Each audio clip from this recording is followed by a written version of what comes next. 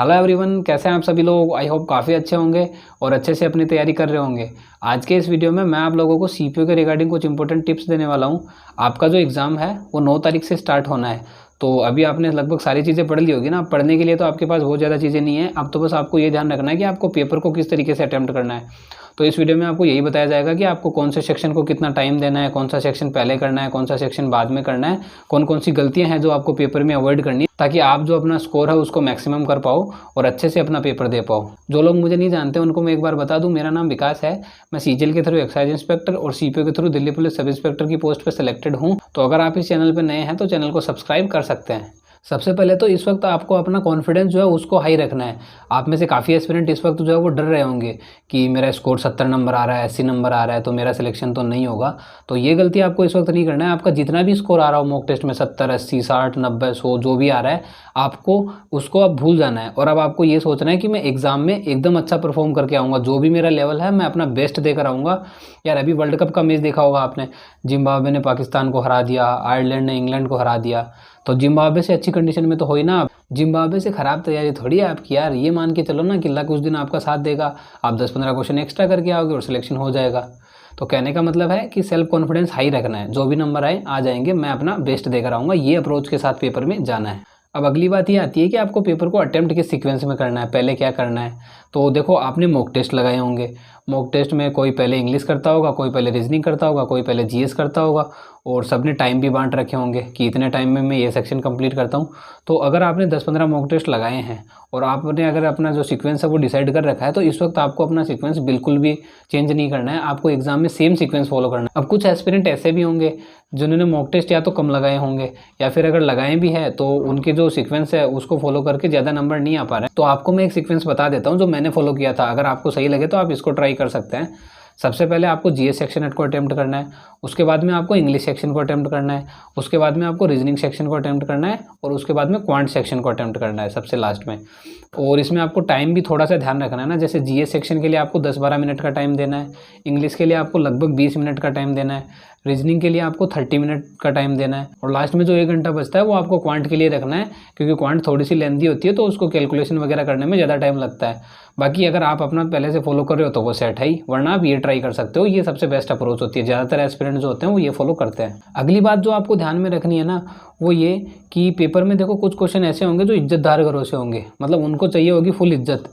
तो अब आप उन क्वेश्चन को करने मत बैठ जाना वहाँ पे कि आप सोच रहे हो कि यार इस क्वेश्चन को तो मैं करके ही मानूंगा, चाहे मेरे 5 मिनट लगे चाहे मेरे 10 मिनट लगे, वरना आप पेपर बिगाड़ के आ जाओगे। आपको उस क्वेश्चन को स्किप कर देना है। हर क्वेश्चन जो है वो 1 नंबर का है, 200 क्वेश्चन है, सभी के सभी सेम वैल्यू रखते हैं। तो आपको उन्हीं क्वेश्चन में बिल्कुल नहीं फंसना है। मान लो आप पेपर अटेम्प्ट कर रहे हो, बीच में कुछ ऐसा क्वेश्चन आ गया जो आपको नहीं आ रहा है, तो आपको उसमें फंसने की बिल्कुल भी ज़रूरत नहीं है। आपको आगे बढ़ जाना है, दूसरे क्वेश्चन कर लेने, उस बेचारे को इज्जत दे देनी है। आपको इतनी दिक्कत क्यों हो रही है, उसी क्वेश्चन को अटेम्प्ट करना ही क्यों है आपको, मतलब। तो ये मिस्टेक्स तो बिल्कुल भी मत करना, वरना काफ़ी एस्पिरेंट ऐसे होते हैं जो डिफिकल्ट क्वेश्चन में फंस जाते हैं और बाद में अपना टाइम जो है वो खत्म कर लेते हैं, तो बाकी क्वेश्चन में टाइम दे ही नहीं पाते और सिलेक्शन उनका नहीं होता है। तो ये बात ध्यान रखना आप।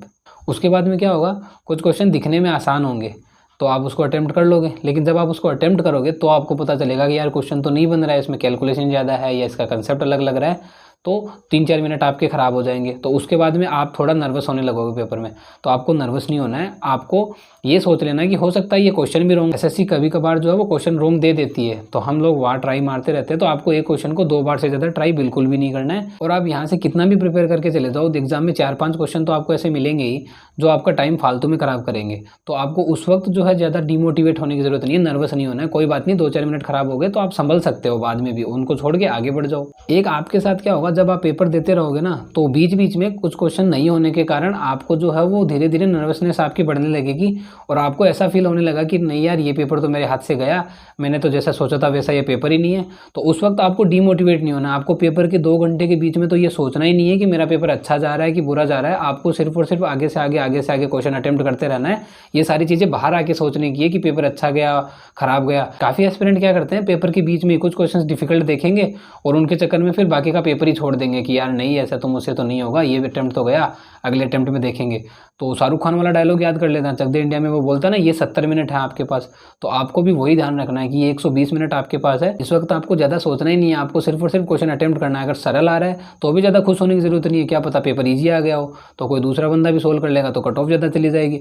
अगर डिफिकल्ट आ रहा है तो आपके लिए डिफिकल्ट थोड़ी है, वो सभी के लिए डिफिकल्ट आएगा तो कट ऑफ कम चली जाएगी।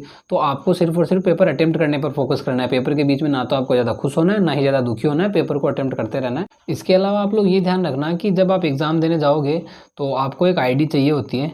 तो ज़्यादातर एस्पिरेंट आईडी के तौर पे आधार कार्ड लेकर जाते हैं। अब आधार कार्ड में क्या होता है, कुछ पुराने आधार कार्ड्स होते हैं जिसमें जो डेट ऑफ ईयर होता है सिर्फ वही मेंशन होता है और complete date of birth mention नहीं होती है। तो अगर आपके आधार कार्ड पे complete date of birth mention नहीं है तो आपको एंट्री नहीं दी जाएगी। तो या तो आप कोई दूसरी आईडी लेकर चले जाना, या फिर अगर आपके पास आधार कार्ड ही है तो आप साथ में 10th की मार्कशीट लेकर जा सकते हो जहाँ पे डेट ऑफ बर्थ मेंशन होती है। और जब एग्जाम देने जाओ ना तो एंट्री टाइम के आधे घंटे पहले ही वहाँ पे पहुँच जाना। कई एस्पिरेंट क्या करते हैं, वो एकदम टाइम पर जाते हैं। 8:30 का टाइम है तो 8:25 पे एंट्री लेंगे, तो कई बार क्या होगा, लेट वगैरह हो जाओगे, फालतू में एग्जाम छूट जाएगा और पूरी मेहनत खराब हो जाएगी। तो अच्छे से एग्जाम दो, कॉन्फिडेंट रहो। मेरी शुभकामनाएं आप लोगों के साथ है। मेरी तरफ से आप सभी को ऑल द बेस्ट। बाकी अगर आपको कोई भी दिक्कत है तो आप कमेंट सेक्शन में कमेंट कर सकते हैं। मिलते हैं अगली वीडियो में, तब तक के लिए धन्यवाद।